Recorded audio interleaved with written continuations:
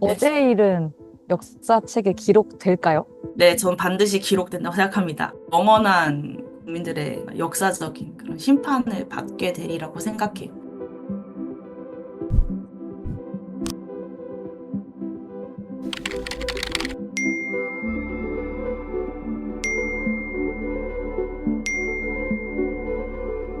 친애하는 국민 여러분, 저는 북한 공산 세력의 위협으로부터 자유 대한민국을 수호하고 우리 국민의 자유와 행복을 약탈하고 있는 파렴치한 종북 반국가 세력들을 일거에 척결하고 자유 헌정 질서를 지키기 위해 비상계엄을 선포합니다.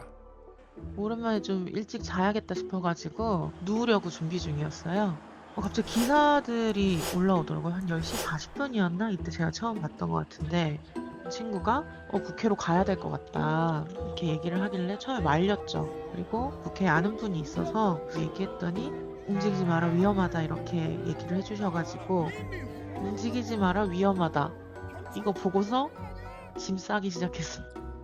아 진짜 드디어 미쳤구나. 그날 마침 피곤해서 제가 일찍 잠에 들었었어요. 깨워가지고 유라야 너 지금 윤석열이 계엄령 선포한 거 알아? 장난하지 마 이랬는데 정말이더라고요. 현실이라는 걸 알게 된 직감한 그 순간에는 이렇게 몸이 막 부들부들 떨리더라고요. 한 1시쯤 됐을 때 그래 내가 이거를 수업 자료로 만들어야겠다. 이걸로 아이들과 이야기를 나눠야겠다 결심을 했고 분노를 이제 키보드와 자료 제작을 통해서 승화를 시켰고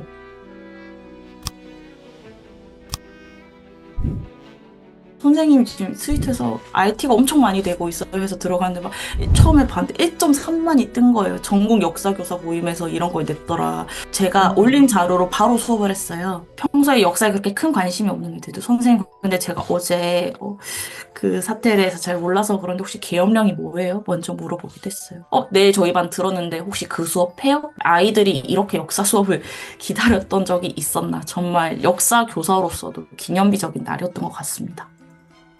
계엄령이라는 것 자체가 국가 비상 상황, 전쟁에 준하는 상황이거나 전쟁 상황일 때 국가 질서를 유지하기 위해서 헌법에서 보장받을 수 있는 권리를 보장받지 못하게 하고 군사권을 발동하는 이제 긴급권인데 우리 역사적인 그 흐름을 보면은 계엄령이 정말 비상사태에 발동됐다기보다는 우리나라 시민들이 권리를 찾기 위해 투쟁하던 그런 사건들에 이제 많이 발동이 됐어요. 자신들의 권력을 위해서 계엄령을 선포하고 그걸 이용하는 것에 가깝기 때문에 그런 점을 많이 강조한 것 같습니다. 이번 계엄령도 사실 비슷한 성격이라고 보거든요. 그래서 문제인 거고 심지어 이제 45년 만에 대한민국에서 선포가 된 거예요.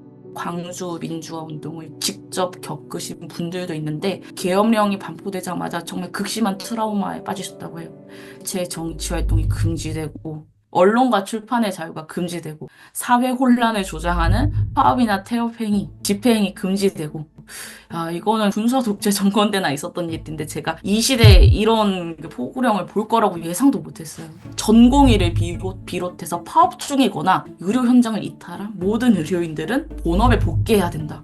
의료인들을 반국가 세력으로 사실상 인정한 거나 다름없다고 생각하거든요. 이런 위반자들에 대해서는 영장 없이 체포를 할 수 있고 구금을 할 수 있고 압수수색을 할 수 있다는 그런 이제 계엄 포고령. 그리고 계엄법 10조에 보면은 민간인들도 군사재판을 받게 된다는 것. 얼마나 큰 위기를 겪을 뻔했던 건가. 여의도로 제가 막 도착했을 때는 이제 아직 그 국회 문이 안 닫혀 있었고 먼저 있었던 사람들이랑 대치하고 있었죠. 사람들이 쑥 밀었는데 이제 또 쑥 밀려 들어간 거죠. 그리고 이제 국회 들어가서 본청 앞에서 의자진들도 있고 긴장된 채로 있는데 왼쪽에서 이제 군인들이 약간 그 정말 무장한 군인들이 이렇게 갑자기 오니까 그때도 조금 놀랐죠. 약간 무서움도 있었고 계엄군들이 이제 국회로 들어오려고 할 때 시민들이 처음에 많이 막았어요. 같이 이렇게 막고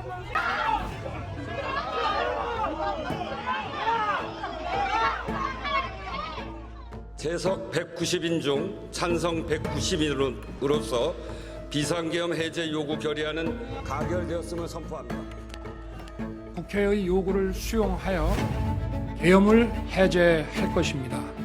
다만 즉시 국무회의를 소집하였지만 새벽인 관계로 아직 의결 정족수가 충족되지 못해서 오는 대로 바로 뭐 제일 놀라웠던 건 아무래도 상공에 떠다니는 헬기였죠. 국회 내로 그 헬기가 그 초록 뚜껑이 있잖아요. 그 위로 헬기가 진입을 해서 그 아래로 내려가는 것은 진짜 상당히 충격적이었고, 아직도 약간 그냥 꿈꾼 것 같아요. 그날의 장면들이. 저는 중학교 2학년을 가르치고 있어요. 부모님이 젊은 학생들은 30대 후반이거나 40대 초반인 학생들도 되게 많아요. 얘들아, 너희들 부모님도 이건 못 겪어본 일일 수도 있어. 아니면은 너희들 부모님이 젖먹이었을 때 겪으신 일이야. 라고 얘기하니까 애들도 약간 충격받는 분위기였어요. 아, 그러네.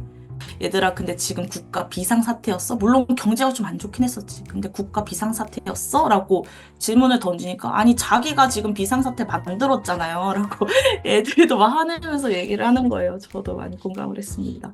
그리고 이제 아이들이랑 경제적인 측면에서 얘기를 하니까 아이들도 더 몰입을 했어요. 환율이 엄청나게 오르고, 코인 시장이 폭락하고, 주식도 이제 엄청 뒤집어졌잖아요. 오늘 아침에 올 때 엄마 아빠 표정 안 좋으시지 않았어? 이러니까 아, 맞다고, 환율이 엄청 올랐다고 막 엄마가 얘기했다고, 아빠 뭐 주식이 망했대요 막 이런 얘기를 막 아이들이 스스로 없이 하는데, 이거는 사실 우리나라 화폐 가치가 추락한 것이고 우리나라의 입지가 계엄령을 통해서 떨어졌다는 걸 의미한다고 아이들이랑 이제 얘기를 했어요. 그리고 이제 우리나라의 국제적인 망신이라는 거, 우리나라는 분명히 다른 나라에 긍정적인 영향을 주고 광주 민주운동 같은 걸 일으켜내고 6월 항쟁을 일으켜낸 그런 국가인데, 심지어 유네스코에 저희 학교의 교육과정을 참관하러 오신 분들이 계셨거든요. 그분들은 얼마나 당혹스러웠겠어. 우리나라를 이제 어떻게 생각하겠어 하니까, 아, 그러네요. 정말 이게 진짜 심각한 문제군요. 라고 이제 애들이 받아들이는 것 같았습니다. 계엄령이 선포된 것 자체가 근거가 없는 부당한 것이었잖아.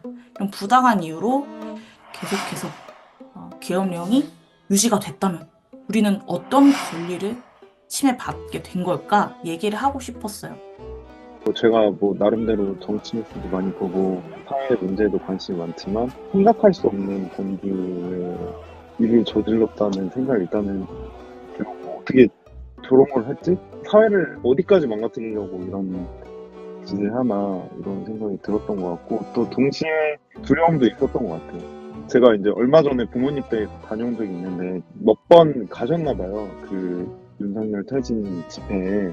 그래서 그 손피켓이, 윤석열은 퇴진하러 손피켓이 붙어 있었거든요. 갑자기 그 계엄령 그 포고령 나왔잖아요. 그걸 보고 약간 걱정이 돼가지고 그 늦은 밤에 전화해서 그거 대문에 붙인 거 떼라. 지금 어떻게 될지 모른다. 새벽 4시쯤 넘어서 저는 내일 아침에 내가 집에서 눈을 뜬다 하더라도 집 앞에 나갔을 때 장갑차들이 널려 있을 수 있다, 이런 생각을 하면서 집으로 돌아갔어요. 도무지 우리의 어떤 상식으로 이젠 도무지 이 사람 이해를 할 수도 없거니와, 그 3시간이면 계엄 해지가 될 텐데 이걸 모르고 시작한 게 아니라는 생각이 들었기 때문에, 그래서 2차 계엄도 있을 수 있겠다라는 생각을 하고, 혹은 진짜로 내전 상황을 만들 수도 있겠다라는 생각이 들어가지고, 사실 지금도 저는 뭐 그렇게 안심을 하고 있진 않아요. 정말 잠깐의 그 소동으로 세상이 정말 전체적으로 이렇게 순간 들썩이고 흥분할 수 있구나. 뭔가 세상이 이렇게 순식간에 엄청 크게 흔들릴 수 있구나, 사회가. 신기하면서도 조금 무섭웠던 것 같아요. 어제 일은 역사책에 기록될까요? 네, 전 반드시 기록된다고 생각합니다. 영원한 국민들의 역사적인 심판을 받게 되리라고 생각해요.